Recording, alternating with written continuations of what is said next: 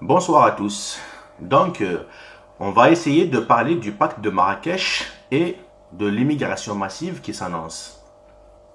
Donc, ce lundi 10 décembre 2018, Emmanuel Macron va envoyer un délégué de la présidence pour signer le pacte de Marrakech relatif à l'immigration et à l'organisation de l'immigration. C'est quoi ce pacte?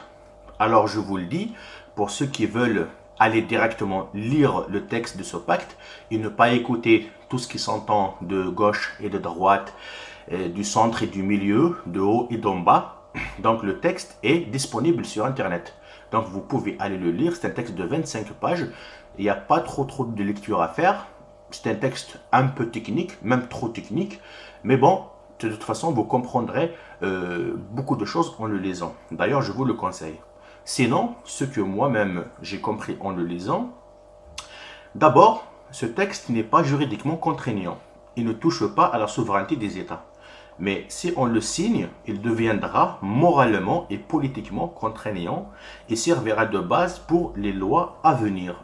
Alors, ça, ce n'est pas écrit noir sur blanc sur le texte, mais c'est dans la logique des choses. Quand on signe un pacte, ça veut dire qu'on signe une sorte de texte d'origine qui servira probablement à définir par la suite des lois, donc qui seront, elles, contraignantes, à mon avis.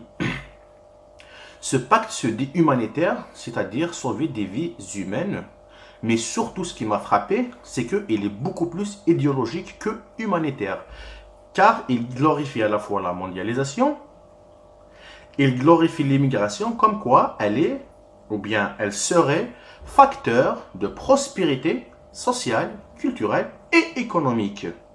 Attention. Donc, Emmanuel Macron, apparemment, il a trouvé la solution aux revendications des Gilets jaunes. Donc, il va aller le 10 décembre signer ce pacte et apparemment, les problèmes du chômage et de pouvoir d'achat vont prendre fin avec l'arrivée massive de ces migrants. Ces migrants, je rappelle qu'on est triste pour leur sort. Mais bon, il faudrait pour moi des politiques beaucoup plus réalistes et des politiques que les peuples peuvent comprendre et suivre et adopter. Voilà, pas des choses qu'on signe comme ça en cachette entre élites, et qui dit élite dit le grand patronat. Donc faites attention quand même. De toute façon, moi je fais attention.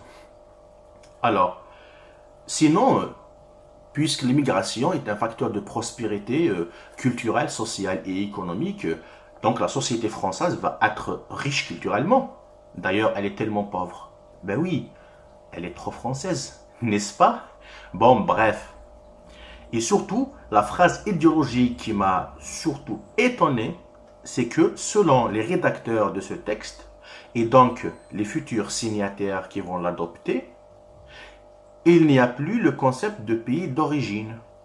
Tous les pays devraient devenir des pays d'origine, des pays de transit et des pays de destination.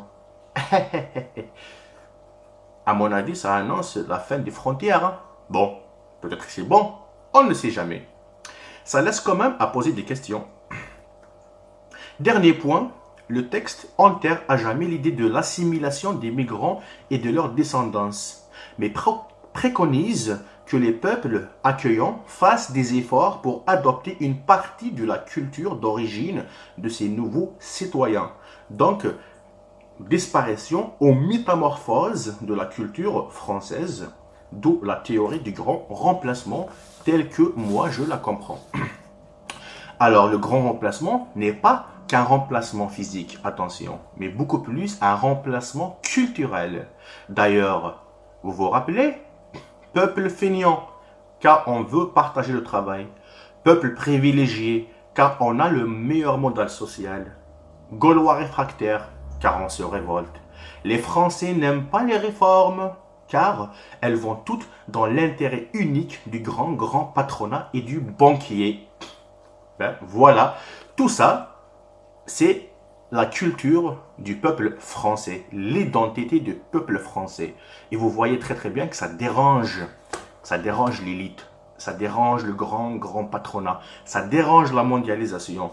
Donc, donnons une dose d'autres cultures qui sont des cultures de soumission pour changer la culture et l'identité française qui est trop réfractaire. N'oubliez jamais que la culture et l'identité d'un peuple définissent son modèle social et son mode de vie. C'est très important, la culture et l'identité. C'est très important parce que c'est elle qui définit le modèle social et le mode de vie de ce peuple. Donc une cohésion, une harmonie, et qui dit cohésion, harmonie et richesse dit bonheur. Donc, adopter d'autres cultures pour changer la nôtre sous prétexte de richesse. Les autres cultures sont des richesses. Hein? Cela égale à adopter un autre modèle économique et mode de vie. Et qui dit mondialisation, d'où vient ce pacte de Marrakech, annonce bien la couleur de ce nouveau modèle de vie et de ce nouveau modèle économique. Donc, voilà pour moi ma lecture comme ça du pacte de Marrakech. Je reviendrai dans les prochaines vidéos pour parler de l'immigration et essayer d'approfondir un petit peu ce débat et essayer d'apporter des solutions ou ce que je vois moi-même comme solution à ce débat épineux. Merci à tous, à la prochaine.